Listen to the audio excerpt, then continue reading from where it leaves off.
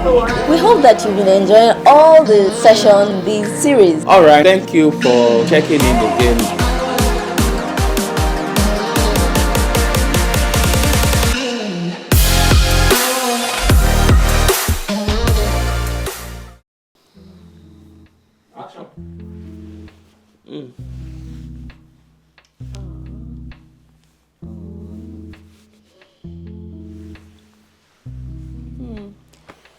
What are you guys looking What are you guys looking at? Okay, it's okay. This is another episode, and I'm sure you're wondering. We're talking about sex and intimacy this time around. And for us, it's a key component of a good marriage, a great marriage. And so it's important that we talk about it. If you're single or you're newly married, or you've been married for a long time, I mean, it works for everybody. Okay, single, you're thinking about marriage. I mean, for us, sex is for marriage. So here we are, darling. Yes, How's it been for us? Oh, well, it's been beautiful. Very, very beautiful. So, as we were saying, it's a great lesson we've learned in our marriage. And what has helped us so far is when it comes to intimacy and sex, my goal is to please her. Right. My goal is always get her to that place, orgasm, if I may say, at every point in time as much as possible. And the good thing is she tries to do the same. So at the end of the day, it's always a win-win. It's always a win-win. It's something you have to pay attention. It's an art. You have to learn it. Yes, when we started, we learned in the process. We were but it's fine. It's a good thing. But there are books, and then with practice, with patience, with exploration, we kept getting better and better. And today I can say every day, every time, it's always a good experience, right? Nice. Okay, I think I'll just take us to the beginning, right?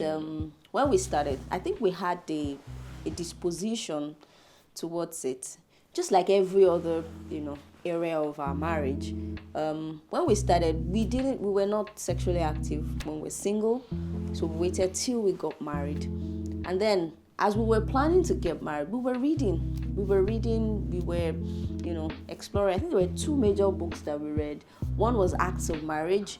There's another one, I can't remember the name. That green book. I mean, that book was really awesome. If we find the book, we'll probably put a link in the description so that you can find it. But Acts of Marriage was one book that we read, got a lot of lessons from, and that tells me that for everything you want to know, you want to be better at, you have to learn.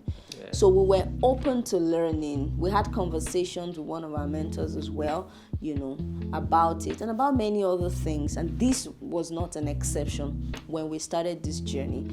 I think one of the things that was, that really helped us is that for every time we wanted to, for everything we wanted to do, we said to ourselves, just like he said, my goal is to give him pleasure, and his goal is to give me pleasure. And at the end of the day, I mean, both of us are satisfied. So when you're going into marriage or in marriage, don't be selfish. It's not all about you. It's about your partner as well. It's about both of you. And that's been our foundation to please each other. And both of us end up being satisfied. I think sex and intimacy is something that we can actually separate. Okay, intimacy is a whole broad topic: emotional intimacy, intellectual intimacy, physical intimacy, and many others like that. But we're really focusing on sexual intimacy in this lesson. I'll give an example. I just do an illustration. For women, we want you to engage with us. Okay. For men, just like the anatomy of a man or the way a man looks physically, he's ready to have sex once his brain picks it and he has an erection and is good to go. But a woman needs time. That's the truth. And that brings me to the fact that the way a man wants to have sex all the time. Maybe I may not put everyone in the box, okay? There might be exceptions. This is important. The way a man wants to have sex is the same way a woman wants to be engaged. So when a woman says, I want you to talk with me, the man in his head is saying, you've not had sex with me for 3 days and you want us to talk. What are we talking about? Do you see? So couples must create that balance. And that's what we have tried to do over time to ensure that most times we try to be on the same page. Even days when we've not had, we try to be as real as possible. When we've not had it, he's giving me jabs. He's throwing it there. Say, 5 days now. I'll be like, what's it to 5 days now? It's not up to 5. It's not up to 5 days. He said, 1 week now. I'll be like, when was the last time? I start thinking, So there are times like that it can happen, and there are days that 2 days you're on another one. Now we've been married for 13 years. We don't have sex every day, right? It's when you're married and you're thinking about sex and you want to get married, like, every day, or we just be. Yes, when we just got married, it was every day now, right? Yes, every day. Oh my God. The truth is, this is not a conversation we can totally explore here or complete here. You can engage us privately. There are a lot to say. What I just want to say is, just like in every other area of marriage, there are times you make sacrifices. There are times you may not feel like your spouse really wants it. You just do it for love. You're not engaged, but you know, okay, this guy needs some bit of satisfaction. You can give the extra sacrifice, and vice versa too. Many times we think it's just the guys that want sex. It's not true. It's balanced. Women That's also, true. when there are times guys don't feel like. At times I don't feel like. But yes, are you sure? I don't feel like. Are you sure? Go this time, but like I said, it's not something we can totally explore here in this conversation. We can engage you privately, but the truth is, it can be learned. You can get better at it, and it's beautiful. It's sweet. I'm a pastor, but sex is sweet. I enjoy it with my wife. So the lesson here is that sex is a key component of a great marriage. Yes.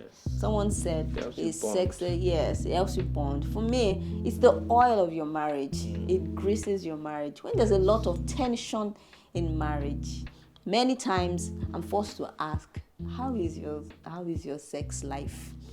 Yes, because sometimes when the guy mostly is tensed, he's just cranky. People become cranky sometimes when they've not been intimate with their spouse. So when your spouse shows a lot of crankiness, just get him down or get her down, give them something. You see that all that tension will first drop, then you can continue from there. So this is lesson 8, and the point is that sex is a key component of a great marriage. Thank you very much for watching. If this has been engaging for you, if you have learned anything, please put in the comment section, like the video, share with people.